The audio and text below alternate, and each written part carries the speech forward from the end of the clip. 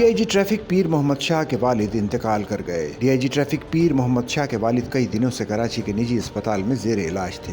مرحوم کی نماز جنازہ آج شکارپور کے علاقے میں ڈی جی میں ادا کی جائے گی، جبکہ پیر کے روز ڈی آئی جی ٹریفک پیر محمد شاہ کے گھر پر فاتح خوانی کا اہتمام کیا جائے گا۔ آئی جی سندھ غلام نبی میمن پیر محمد شاہ کے گھر پہنچ گئے اور والد کے انتقال پر اظہار تعزیت کرتے ہوئے فاتح خوانی کی اور دعا کی کہ اللہ مرحوم کو جنت میں اعلیٰ مقام اور لواحقین کو صبر جمیل عطا فرمائے۔ سچل نیوز نیٹ ورک کے سی ای او طارق عزیز نے ڈی آئی جی ٹریفک پیر محمد شاہ سے ان کے والد کے انتقال پر تعزیت کی، مرحوم کی مغفرت اور لواحقین کو صبر جمیل کی دعا کی۔